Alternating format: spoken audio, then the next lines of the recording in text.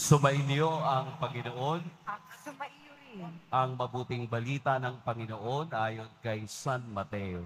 Papuri sa iyo, Panginoon. Noong panahong iyon, ang 11 alagad ay nagpunta sa Galilea, sa bundok na itinuro sa kanila ni Jesus. Nang makita nila si Jesus, siya'y sinamba nila, bagabat may ilang nag-alinlangan. Lumapit si Jesus at sinabi sa kanila, "Ibinigay na sa akin ang lahat ng kapangyarihan sa langit at lupa. Kaya, humayo kayo at gawin ninyong alagad ko ang lahat ng bansa. Binyagan ninyo sila sa ngalan ng Ama at ng Anak at ng Espiritu Santo. At turuang sumunod sa lahat ng ipinag-utos ko sa inyo. Tandaan ninyo, ako'y laging kasama ninyo hanggang sa katapusan ng sanlibutan." Mga kapatid, ang mabuting balita ng Panginoon. Pinupuri ka namin, Panginoong Yesu Cristo. Magsiupo muna po ang lahat. Magandang umaga po sa lahat. Atin pong purihin at dakilain ang ating pong Jesus Nazareno. Kasama ng ating pagdiriwang sa dakilang kapistahan ng pag-akyat ng ating pong Jesus Nazareno, atin pong batiin ang lahat ng mga nanay na katabi natin ngayon. Happy Mother's Day! Nanay, Mami, Mamshi, Ina, ano pa ba? Lahat. No? Napakagandang araw para sa ating lahat. Sa pagdiriwang natin ng kapistahan ngayong linggo, ipinapaalala sa atin na may langit, na totoo ang langit, kung saan si Jesus ay umakyat sa kaniyang kadakilaan at sa kaniyang kapangyarihan. Sa unang pagbasa, sinabi doon na pagkatapos ng 40 araw, si Jesus ay umakyat sa langit. Bakit po 40 araw? Bakit po 40 days? Sapagkat ang 40 days o 40 araw ay araw ng sanctification, araw ng pagpapabanal kung papaanong ang proseso ng pagbubukas ng pag-unawa ng mga alagad at ang kanilang mata ng pananampalataya ay unti-unting binuksan ni Jesus. Dahil hindi pa nila ito nauunawaan noong siya ay ipinako sa krus at muling nabuhay, siya ay napakita kay Magdalena, napakita sa 2 alagad, napakita sa 11, at napakita sa marami pa. Ang kaniyang pagpapakita ay pagbubukas ng mata ng mga alagad na ito na maunawaan at makita nila ang tunay na pagkadiyos ni Kristo at ang karurukan ng kaniyang kapangyarihan ay ang makita siyang umaakyat sa langit at kung papaanong ang tagumpay laban sa kamatayan at kasalanan ay ipinakita ni Jesus sa kaniyang mga alagad. At ang kanilang mata ay nabuksan sa kalwalhatian at kapangyarihan ng Diyos. Marami ring nag-alinlangan, pero hindi na yun mahalaga. Ang mahalaga, ang mga saksi ni Jesus na nakakita ng kapangyarihan ng kaniyang pag-akyat sa langit ay ang katotohanan at pananampalatayang dala-dala natin ngayon na kung saan pumunta si Jesus, doon din tayo pupunta. Kung papaanong siya ay umakyat sa langit, ito rin ang gusto niyang mangyari sa atin.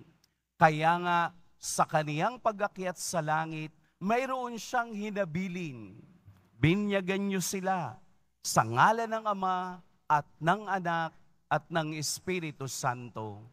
Ipinakikita dito na ang tanging pag-ibig lamang ng Diyos at ang kaniyang awa ang magiging sandigan ng bawat isa upang tuparin natin ang pag-akyat din sa langit na makakasama siya sa kaniyang kaharian. Si Derek Lombard ay isang atleta na sumali sa 1992 Barcelona Olympics. Siya ay kabilang sa contestants o athletes ng 400-meter dash. Sa pagtakbo at malapit na sa finish line, mga around 150 away from the finish line, biglang pumutok ang kaniyang ugat sa kaniyang alak-alakan. Dito sa likod ng inyong tuhod, hamstring ang tawag doon, no? Dahil hindi na siya makatakbo, may isang lalaking lumapit sa kaniya at inalalayan siya hanggang makarating doon sa finish line. Siyempre, bawal yun. Hindi siya nanalo, na-disqualify. Pero, siya pa rin ang nakatanggap ng pinakamalakas na palakpak at standing ovation. Bakit? Kasi yung lalaking lumapit sa kaniya habang siya ay iika-ika ay ang kaniyang tatay at tinulungan siya hanggang makarating sa finish line.